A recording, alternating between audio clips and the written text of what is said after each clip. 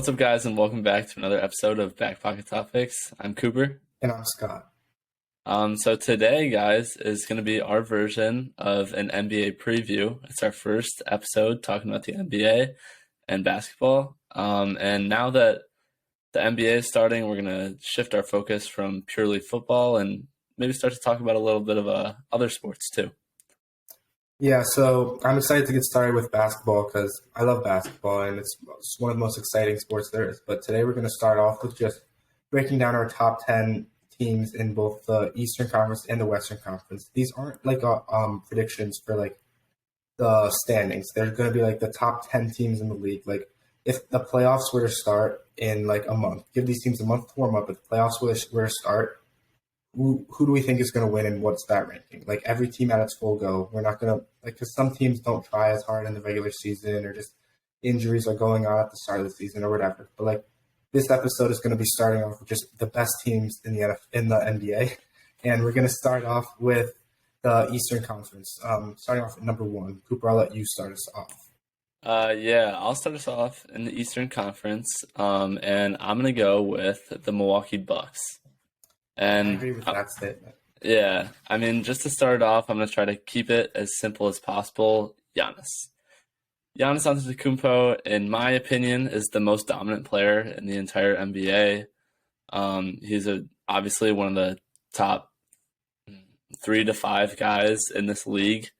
He's a game changer. Every single minute he's on the floor, he impacts every play, whether it's offensively or defensively. Last year the Bucks made it to the Eastern Conference Finals, even with Chris Middleton getting injured. They've got a solid big three with Giannis and Chris, who I just mentioned, and also Drew Holiday.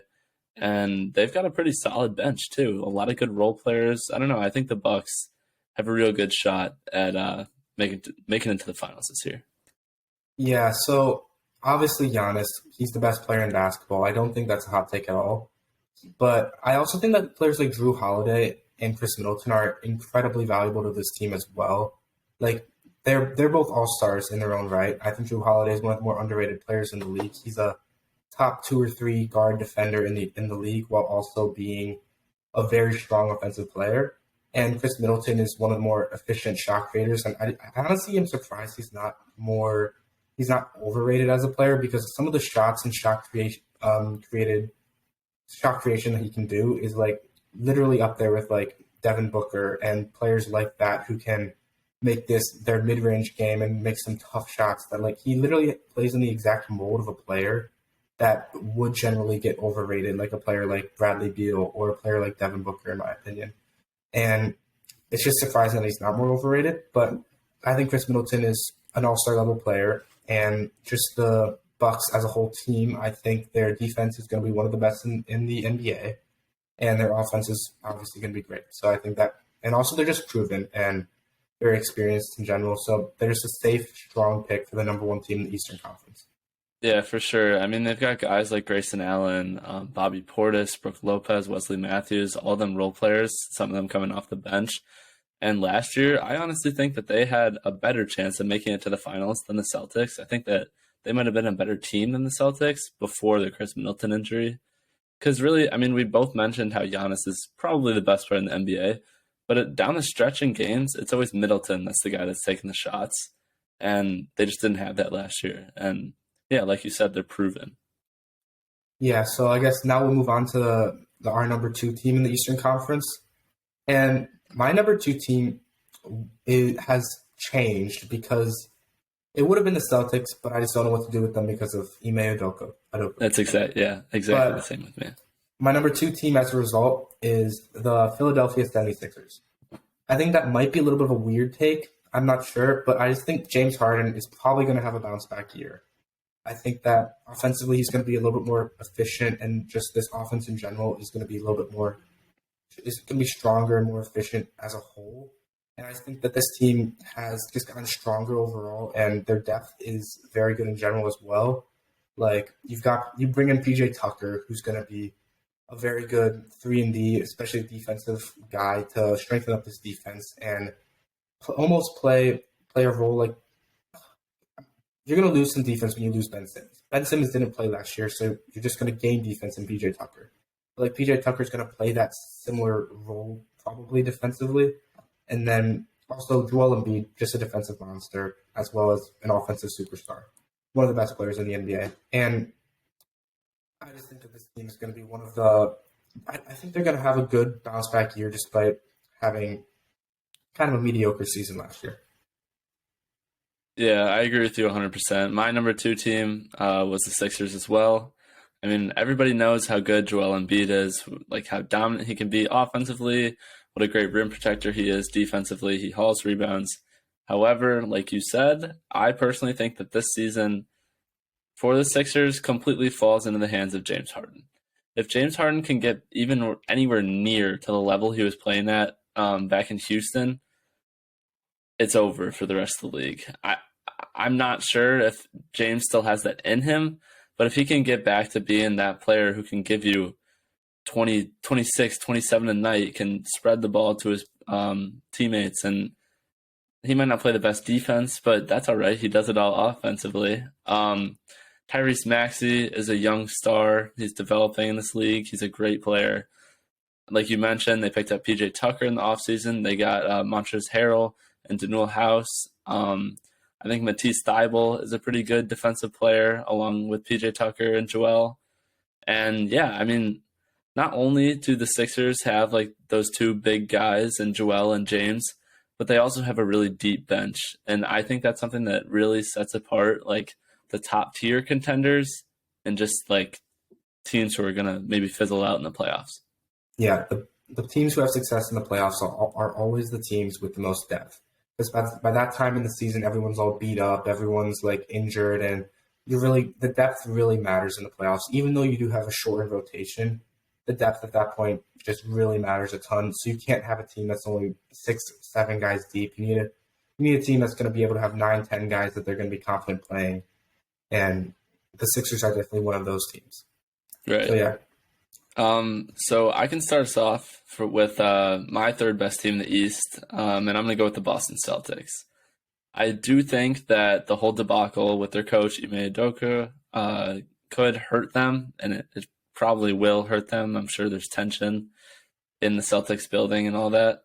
But they are still coming off a finals run. They won the Eastern Conference. They competed with the Golden State Warriors in the finals. Sure, they ended up losing, but I'd consider it a very successful season.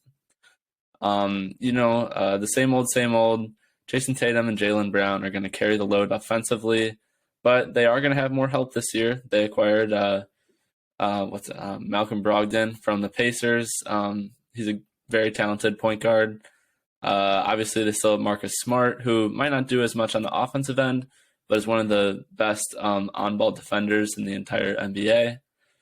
They've got Peyton Pritchard. He's pretty solid. And then Robert Williams, I think, is a piece that's very, very underrated for the Celtics and their success. He plays great defense down there in the post. However, he is out for the first 10 weeks, I believe, of the season with an injury. But they did sign Blake Griffin and Al Horford, 2 aging big men.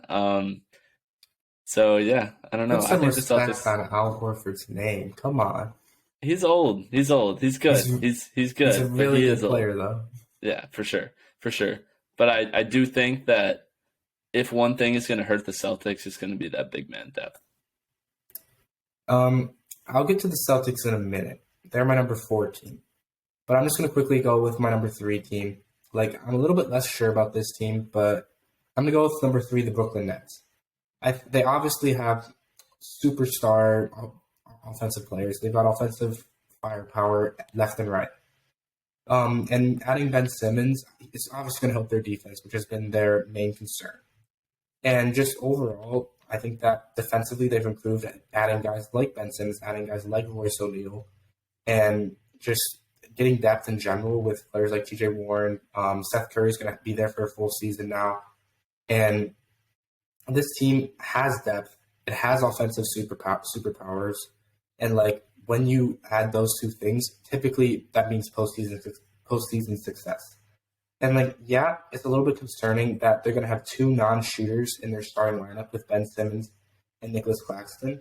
But I think they can probably make that work somehow with, like, like me personally, I would probably run Ben Simmons at the five because with Kevin Durant and Ben Simmons on the floor, you're gonna have enough height and size, and that only probably hindered you against like the superstar centers like Joel Embiid, Nikola Jokic. If you go against the Timberwolves, like that's when it's gonna hurt you. But for the most part, I think against most teams, running Ben Simmons at the five would be more effective. Like look at the Warriors. They have a lot of lineups where they have their death lineup has Draymond Green at the five, and they're so successful. I think running Ben Simmons at the five would just be so much more impactful for them. I don't know if they're going to do it, but I think they should. And even if they don't, I think that because of the amount of shooters they have on the team outside of Ben Simmons and Nick Claxton, like they've got Kyrie Irving, Joe Harris, Kevin Durant, Patty Mills, Seth Curry, T.J. Warren, Royce O'Neal can shoot a little bit. Like they've got a ton of like 40+% shooters, and it's going. I think that they're still going to be really good.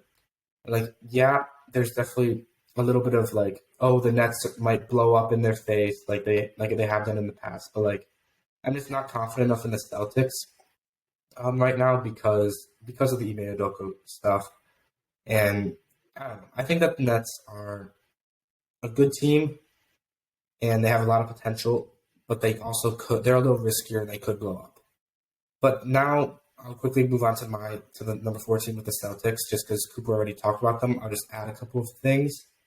So yeah, obviously, main thing, no head coach. I'm just a little worried. That's why they would be number 2, if not even challenged for number 1, if they didn't have I don't know. Like it's probably not going to be number 1, but like they would definitely challenge for number 1 if They don't have a Giannis. That's all I'm gonna say. But they would be up there with the Sixers for sure. But they do have depth. I think they've got more depth than the Bucks do, and like their guard depth is incredible. I think that they got Marcus Smart, Derek White, Malcolm Brogdon, Peyton Pritchard, Jaylen Brown can play some shooting guard. Like their guard depth not going to be a problem at all. Their forwards, they've got Jason Tatum, Jaylen Brown can play there. They've got Grant Williams, and like if you want to run Blake Griffin at the 4, you can. Like so, they're good there. And you mentioned that their big man depth isn't great, but like I'm a huge Al Horford fan. I think Al Horford is a very good defender. He can spread the floor and shoot pretty well. Like he's not like a 40% shooter or anything, but like he is dangerous from 3, like we saw in the postseason. And then he's also just a really versatile and really good defender. Like he can probably guard like in a pin. Like the reason why the Boston Celtics defense was so good last year was because they switched everything on and off the ball, and by switching everything, by having the personnel to do that, because they had no weaknesses defensively last year, none whatsoever.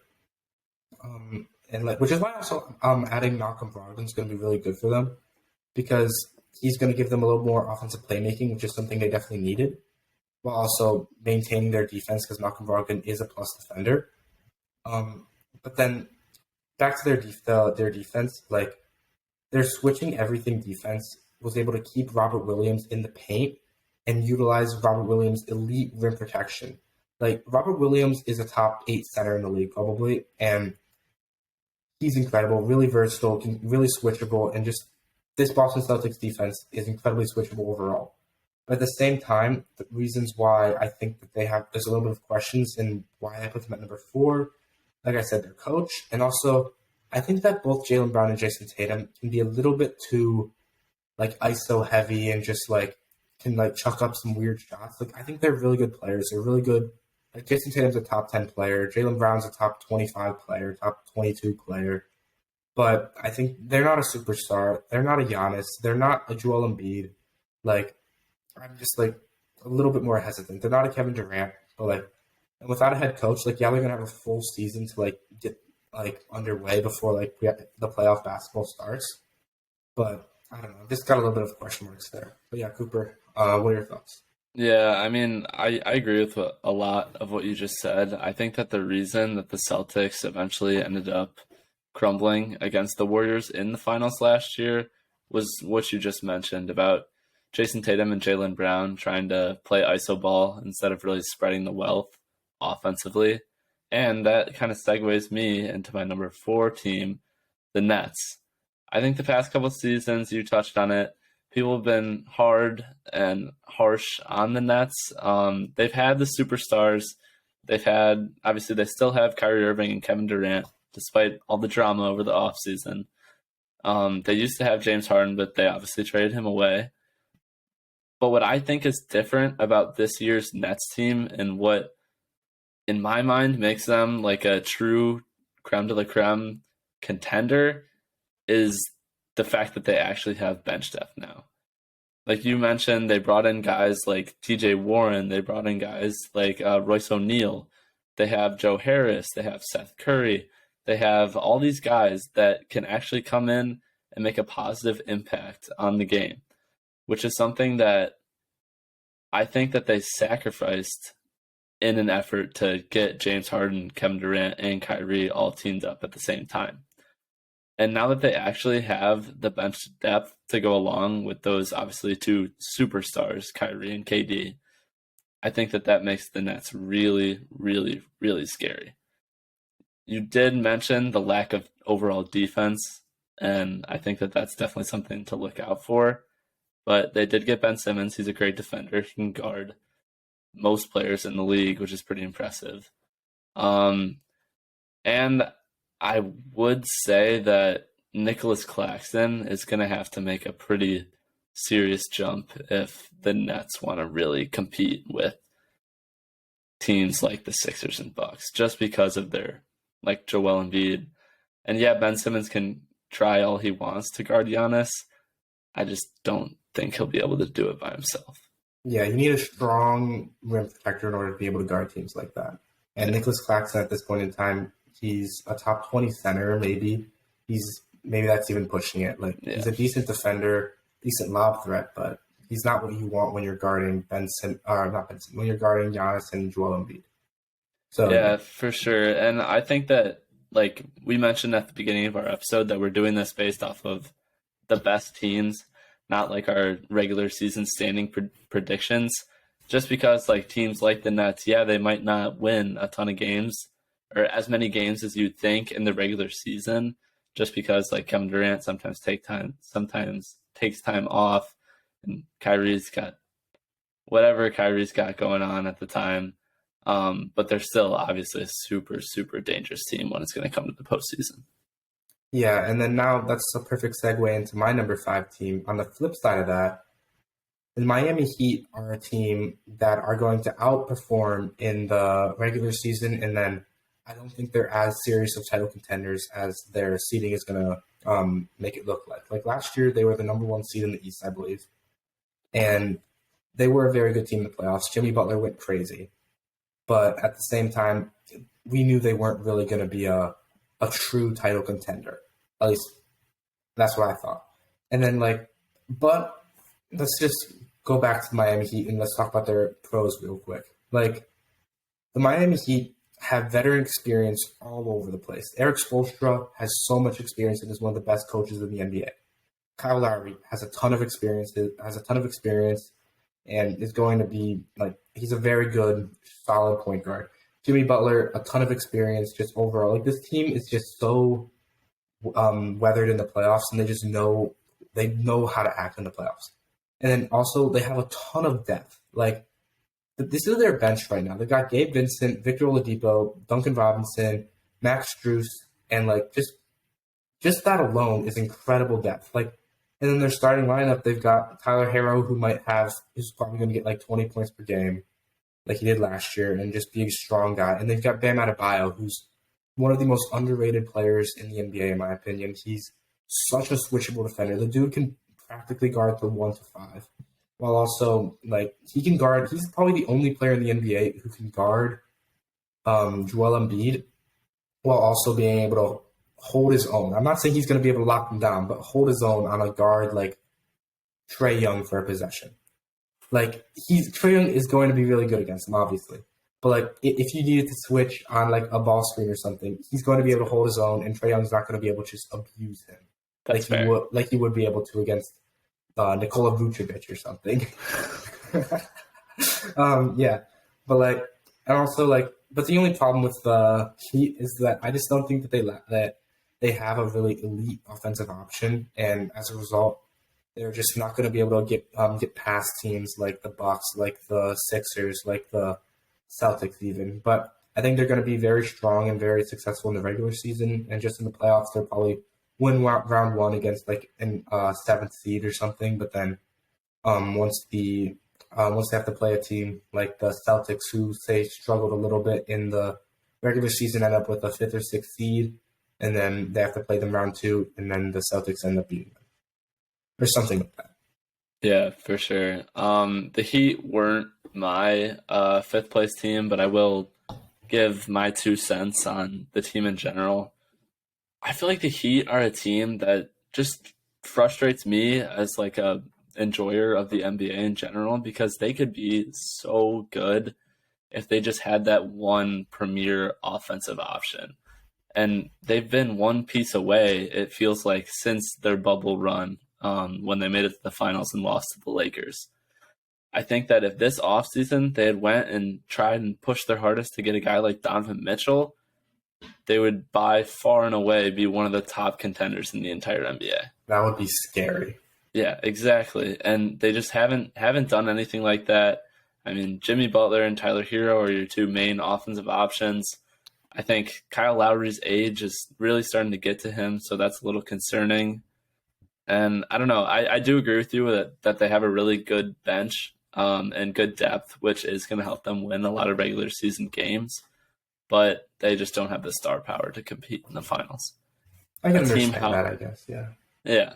A team, however, who has the capabilities to win an NBA championship, in my opinion, is the Cleveland Cavaliers. The Cavs are a team that, from the tip, their starting lineup is going to have 4 potential All-Stars. Darius Garland was an All-Star last year. Donovan Mitchell is an All-Star. Evan Mobley is one of the best rising stars in this league. He could very well be an All-Star this season. He's great defensively and offensively. And then Jared Allen was an All-Star last year as well. Overall, I think that this Cavs team was really exciting to watch and root for last season because they were a bit of an underdog. They had that underdog mentality. But now, I don't see any huge weaknesses across this team. They've got the young stars. They've got Darius Garland and Evan Mobley. They've got veteran presence in Kevin Love, Ricky Rubio, Robin Lopez, I guess. And they're a great defensive team with Jared Allen as a rim protector and Isaac Okoro, who could make a case for being that fifth starter, him or Kevin Love. And I really think that they're just a well-rounded team. They've got Karis LeVert coming off the bench. He can get you a bucket. And I just feel like this lineup is good enough to compete with the top dogs. And I think that because they've never been to that deep in the playoffs, like that stage, they might not be as experienced, but I think they're going to want it more than a lot of these top teams and be super scrappy, which is always dangerous. Yeah, I have the Cavs at 6. So, like, we just have the Cavs and Heat flip-flopped, unless you don't have the Heat at 6. But, like...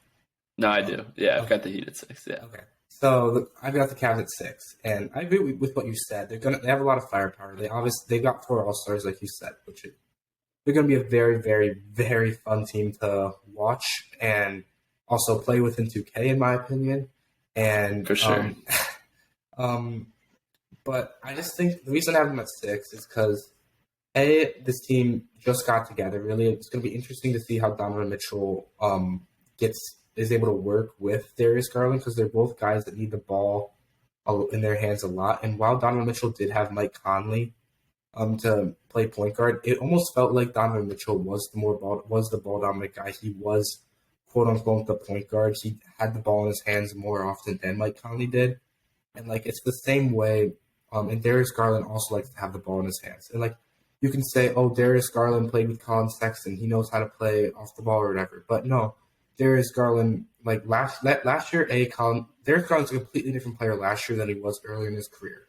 And Colin Sexton didn't play too much last year, and even when he did, Darius Garland was far and away the more ball-dominant player and the guy who had the ball in his hands. It's just going to be a little interesting to see how 2 ball-dominant guys are going to be able to blend together like that. But they'll probably figure it out by the postseason, or at least they should. and then they'll be a very fun and dangerous team to watch. But also another part that I'm a little bit iffy on is I don't think they have as much depth as some other teams do. Because I'm personally not the biggest fan of Kevin Love at this point in his career. Like you mentioned, Kevin Love and Ricky Rubio. Ricky Rubio hasn't played basketball in like a couple years. It feels like he's like his body's like just falling apart. He's pretty injured right now, and Kevin Love on the other is on the same spectrum as like an old like aging player who just he's a true negative on defense while being like probably a neutral on offense at best. And like I'm just not the biggest fan of him right now. And like this kind of segues into the next question I have with them is like they don't have much experience at all. You mentioned how that'll just give them more fight, more want when it comes to the playoffs. But like I feel like all teams have that when it comes to the playoffs. Like that's what makes playoff basketball so much more fun. And I think that the lack of experience, like having their only two guys with experience being bench players, borderline like rotation guys with Kevin Love and Ricky Rubio, I just think is a little bit. It's just I think with their starters just not having much playoff experience at all. Like even Donovan Mitchell, hasn't really made it. Like hasn't really played the best in the playoffs and hasn't seen the most success in the playoffs when he has played apart from the bubble. And I don't know.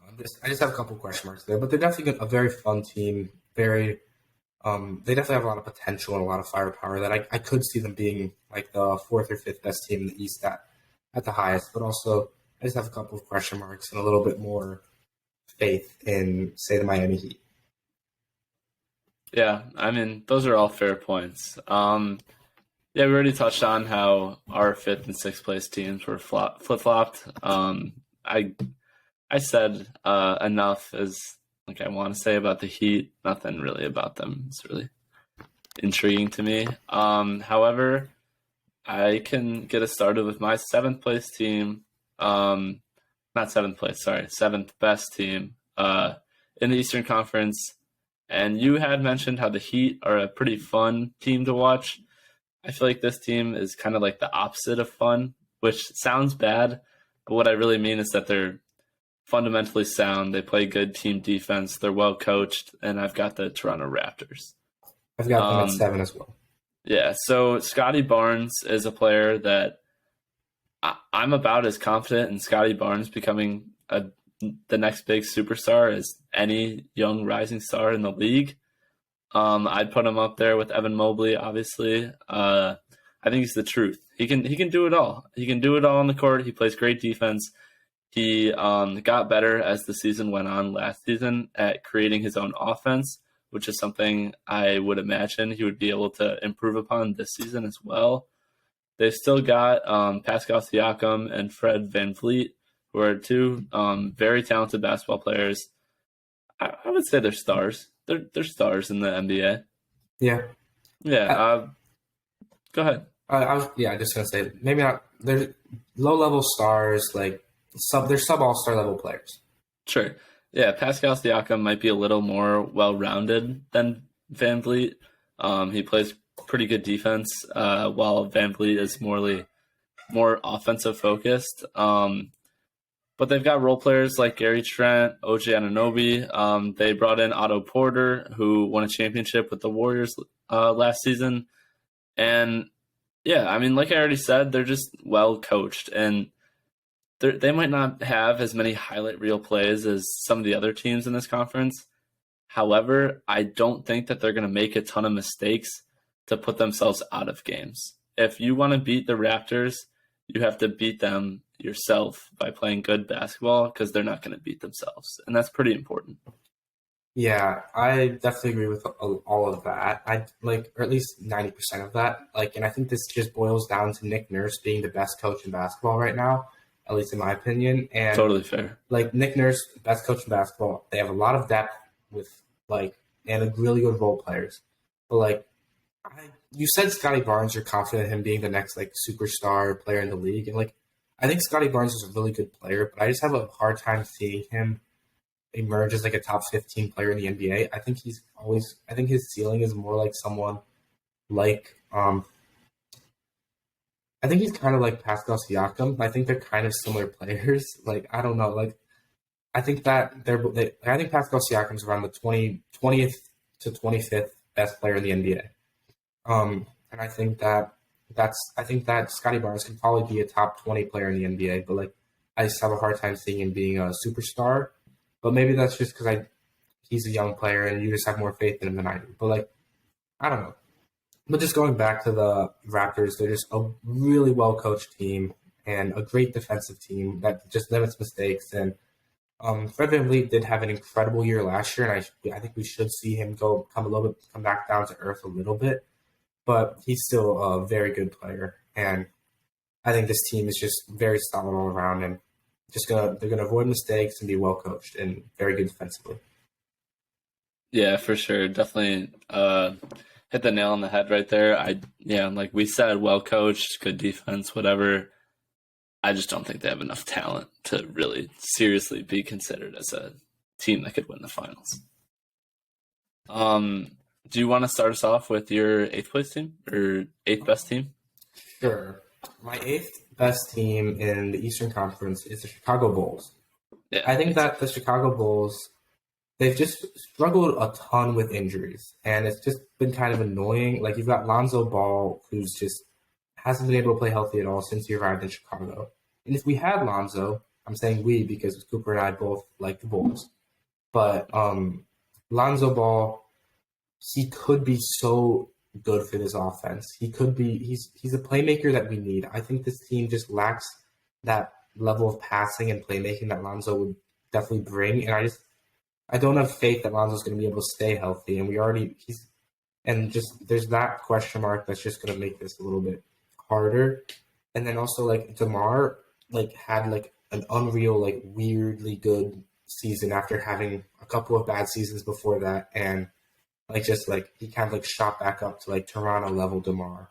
And like I think he's probably going to come back down to earth a little bit this season. Like I don't think like he's a good player. He was a top 20 player last year, and this year I think he's just going to be a little bit more down to that like low level all star player, and just like Zach LaVine is going to be the best player on the Bulls. And while Zach LaVine is incredibly good, he's not a superstar.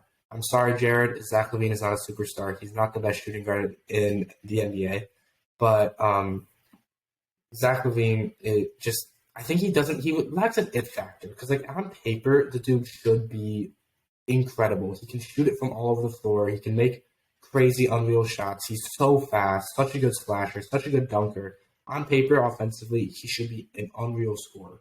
And he is, but it just feels like some games he just settles for shots way too much and just settles for stupid step back threes or stupid, like, deep, like, 30-foot bombs for no reason. And then also, on the defensive side of the ball, Alex Caruso is this defense. Like, Patrick Williams has the potential on defense, but, like, I feel like we haven't seen that yet. And Patrick Williams is just going to be kind of a question mark on this team in general. But Alex Caruso is the only defensive player on this team worth talking about right now. And I think a lot of this team's defensive struggles rely on Vucevic being unable to play defense at all. And because rim protection is the most valuable part of an NBA defense, not having Vuce be a good defender, he's a negative defender. He's slow on his feet. So he can't go out past the paint really. And even when he's in the paint, he's not a vertical like rim protector. And like I just hate him on defense. And that just brings down this entire vibe on this team because defense is so important when it comes to the playoffs, especially on the inside, and they just have nobody there. But yeah, Cooper, I'll let you take the stage now if you're ready. Yeah, I also had the Bulls as my eighth best team in the Eastern Conference. Obviously, DeMar and Zach are coming back. The Bulls' two superstars, best offensive players. A lot of the main pieces for the Bulls are coming back from last season, except obviously you mentioned Lonzo Ball's injury.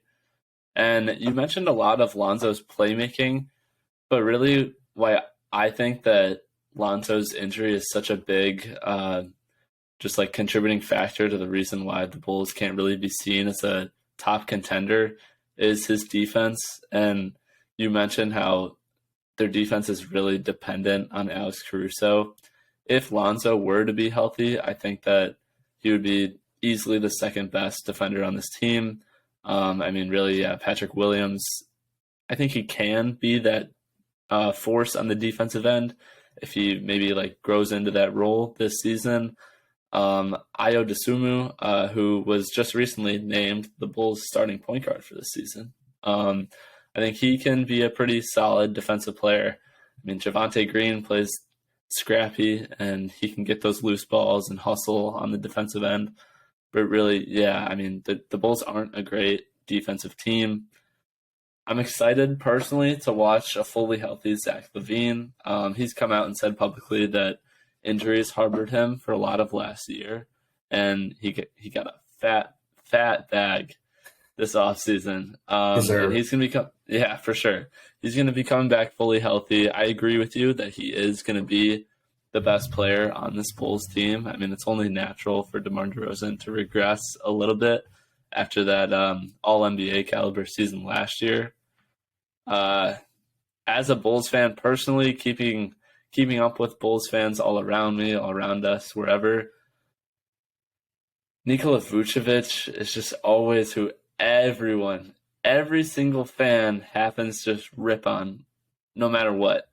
And when the people are unified like that, there's definitely a problem. There's a reason. Exactly. And personally, over the offseason, I thought that it would have been smart for the Bulls to maybe make a push for a guy like DeAndre Ayton, try and get him away from the Suns, trade Vooch and whoever else it was going to take. They didn't really do anything like that. They brought in Andre Drummond, who's still solid. He can be a solid center off the bench, haul rebounds. He's definitely that rim protector piece that we need on the Bulls. But they just don't have that star center, star big man, star rim protector at all. And there's just no post defense whatsoever. And that was something that really, really dragged the Bulls down last year. And really, Vooch offensively was pretty streaky as well, along with Kobe White, along with a lot of these bench pieces. However, the Bulls were the number one team in the East last year before all these injuries started hitting them. If Lonzo really is able to come back by around January, like some sources are saying he could, I could still see the Bulls making a playoff push, but without Lonzo, they're just not a true contender, as much as it pains me to say that. But hey, Andre Drummond can shoot threes now. Yeah, that was wild. I was so surprised when I saw that. He was like 3 for 3, 4 for 4, something like that in the preseason game. I was like okay. What the hell? Where'd that come from? But moving on to our ninth team, we should probably, unless you got more to say. No, that's good. Yeah, but moving on to our ninth team, I have the Atlanta Hawks. Yeah. And I think the Hawks, like, you've got Trae Young. He's going to run his pick and roll. He's going to be dominant. You've got, like, a dominant offensive player, but, like, with shitty defense and pretty horrible. Like, he might be one of the worst horrible starter. Defense. He might be the worst defender of any starter in the NBA. And, like, Trae Young, he's going to be a good offensive player, throwing lobs to Clint Capella, John Collins, maybe Onyeka Okongwu, who's going to get in there a little bit. I liked him in the draft personally. And then you add in DeJounte Murray. And DeJounte Murray should pick up the defense there a little bit because DeJounte Murray is a good defender. But he's not like Alonzo Ball, Alex Caruso, Marcus Smart level defender, so it's not going to be like that much of a difference. But anything is better than Trae Young and Kevin Huerter being your two defensive guards.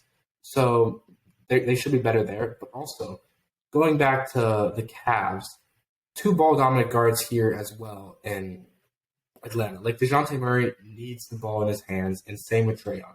So that's just going to be a little bit interesting to see how they work that out. But I think that they could be a pretty strong team. But like, it's just a little bit weird here. And I don't know. And they've got like 7 good players, but I just don't think they have much depth overall on this team.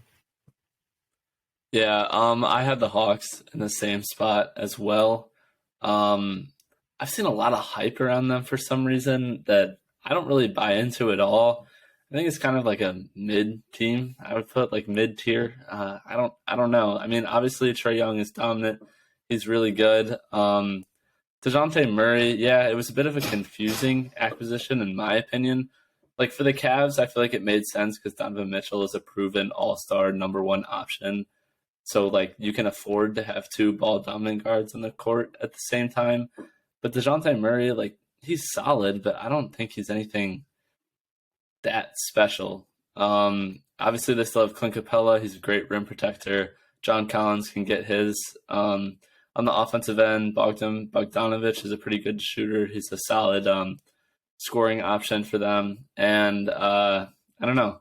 I just feel like I don't see the hype in the Hawks at all. Like they're just meh. Yeah, meh is the perfect word to describe the Atlanta Hawks. But moving on to number 10, I should probably put the New York Knicks here, but I don't want to put the New York Knicks here.